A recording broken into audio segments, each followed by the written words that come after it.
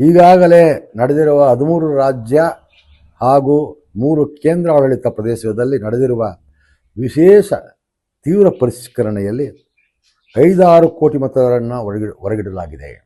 ಇದರಲ್ಲಿ 66% ಶೇಕಡ 66.6 ಮಹಿಳೆಯರೇ ಸೇರಿದ್ದಾರೆ, ಮಹಿಳೆಯರಾಗಿದ್ದಾರೆ.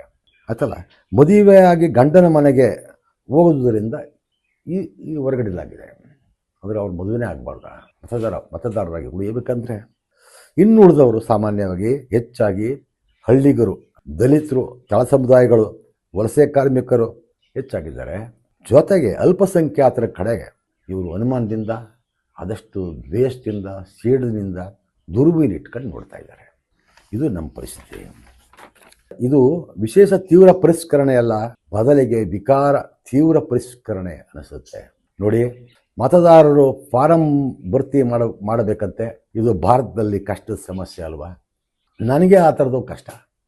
ಇನ್ನು ಪಾಪ ಹಳ್ಳಿ ಜನರು ಓದು ಬರಹ ಬರೆದಿದ್ದವ್ರ ಗತಿ ಏನು? ಆಮೇಲೆ 2025ರ ಮತದಾರರ ಪಟ್ಟಿ ಜೊತೆಗೆ 2002ರ ಮತದಾರರ ಪಟ್ಟಿಗೆ ಎರಡೂ ಕೂಡ ಹೋಲಿಕೆ ಮಾಡ್ತಾರಂತೆ.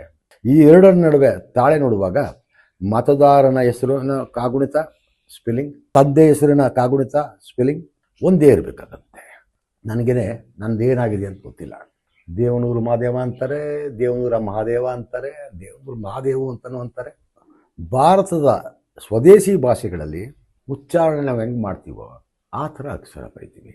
ಒಂದೊಂದು ಸಲ ಉಚ್ಚಾರಣೆ ಬದಲಾಗಲೂ ಅಕ್ಷರಗಳು ಚೇಂಜ್ ಆಗ್ತಿರುತ್ತೆ. ಇಂಗ್ಲೀಷ್ನಲ್ಲಿ ಏನಂಗಾಗಲ್ಲ.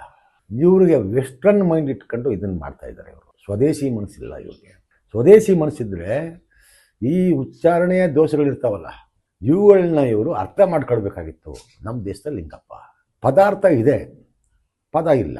ಪದಾರ್ಥ ನೋಡಬೇಕು, ಪದ ನೋಡಬೇಕು. ಪದಾರ್ಥ ನೋಡ್ದೇನೆ ಪದ ನೋಡೋದಿದೆಯಲ್ಲ, ಅದು ಕ್ರೌರ್ಯ, ಜೀವ ವಿರೋಧಿ. ಅದು ಮತ್ತು ಬಳಸ್ತಾರಂತೆ.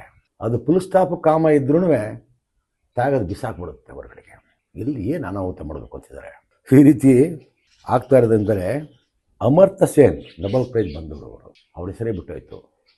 ಒಬ್ಬ ಜಡ್ಜ್ ಹೆಸರು ಬಿಟ್ಟೋಗಿದೆ. ಭಾರತ ಸಂವಿಧಾನಕ್ಕೆ ಬರ್ಕೊಟ್ರಲ್ಲ ಕೈನಲ್ಲಿ ಕಲಾವಿದ, ಅವ್ರ ಮೊಮ್ಮಗನ ಹೆಸರು ಬಿಟ್ಟೋಗಿದೆ. ಇಂಥವು ಎಷ್ಟೋ ಆಗಿದೆ ಅನಾಹುತ. ಯಾರಿಗ್ರಿ ಅವಮಾನ ಇದು?